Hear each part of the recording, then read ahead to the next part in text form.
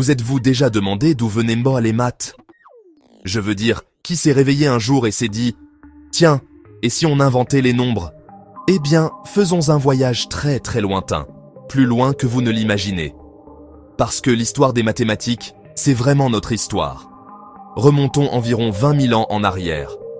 Imaginez un groupe de chasseurs-cueilleurs, faisant des marques sur des os, pour compter les animaux, pour compter les jours. Ce ne sont pas de simples gribouillis aléatoires, ce sont les premières tentatives connues de comptage. L'os d'Ishango, trouvé près du Nil, est en fait une calculatrice préhistorique. Il montre que les premiers humains étaient déjà obsédés par les motifs et l'ordre. Avançons rapidement vers la Mésopotamie antique, vers 4000 avant notre ère. Les Sumériens inventent l'écriture cunéiforme, et avec elle, les premiers nombres écrits. Pourquoi? Pour suivre le commerce et les impôts, évidemment. La première mission des maths, s'assurer que personne ne se faisait arnaquer au marché. Pendant ce temps, en Égypte, les maths trouvant un nouveau rôle, l'architecture. Pensez aux pyramides, ces angles précis, ces alignements parfaits. Les Égyptiens utilisaient la géométrie de base pour construire des monuments qui nous époustouflent encore aujourd'hui. Pour eux, les maths n'étaient pas seulement pratiques, elles étaient sacrées.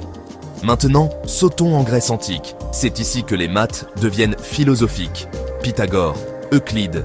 Ils commencent à se demander, que sont vraiment les nombres? Ils ne se contentent pas de compter les moutons, ils prouvent des théorèmes.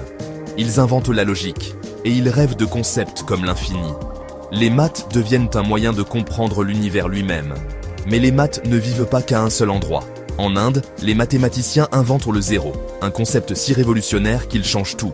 Le zéro n'est pas juste rien, c'est un marqueur de position, un symbole, une toute nouvelle façon de penser les nombres. Et au Moyen-Orient, des savants comme Al-Khwarizmi, oui, c'est de là que vient le mot algorithme, transforment l'algèbre en science.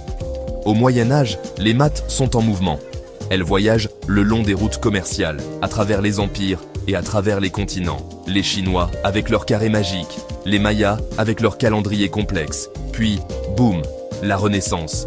Les maths explosent dans l'art, dans la science et la navigation. Le calcul différentiel et intégral est né, et soudain, nous pouvons décrire le mouvement, le changement et même les orbites des planètes. Les mathématiques deviennent le langage de la découverte. Et voici le plus fou. Ce voyage n'est pas terminé. Chaque fois que nous résolvons un problème, inventons une nouvelle formule, ou même juste équilibrons un chéquier, nous ajoutons à l'histoire des maths. Des marques de comptage sur un os aux ordinateurs quantiques, les maths évoluent parce que nous évoluons.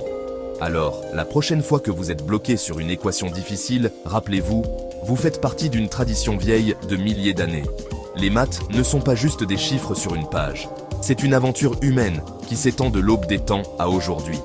Merci de m'avoir rejoint dans ce voyage à travers les origines des mathématiques. Si vous avez aimé ce voyage dans le temps, cliquez sur le bouton d'abonnement et continuez à explorer avec moi.